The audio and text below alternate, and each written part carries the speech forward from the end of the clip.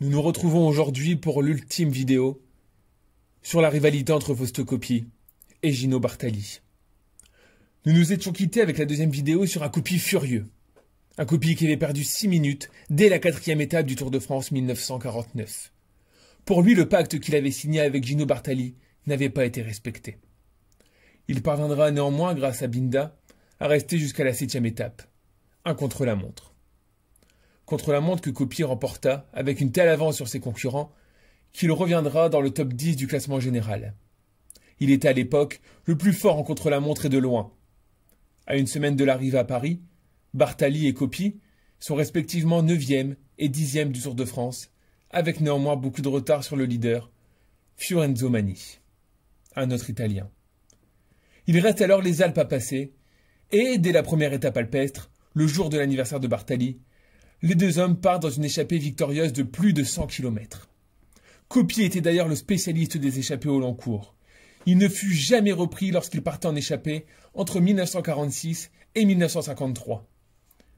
Coppi terminera second de l'étape et laissa gagner Gino Bartali. Bartali dira à Coppi à la fin de l'étape « J'ai 35 ans aujourd'hui, tu n'en as que 30. Tu es le plus fort, demain, tu gagneras le Tour de France. » Ce jour-là, Gino Bartali comprit que malgré sa victoire d'étape, ce Tour de France-là n'était pas pour lui.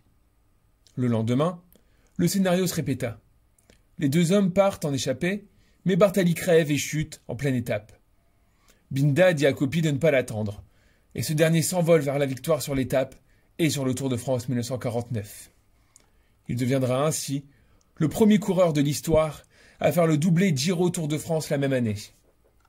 En 52, Coppi survolera le Tour de France.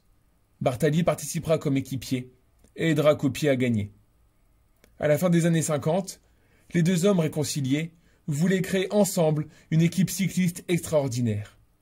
Ils n'eurent néanmoins pas l'occasion de le faire, car, passionné par l'Afrique et sa culture, Coppi succomba le 2 janvier 60 de la malaria, contractée lors d'un de ses voyages.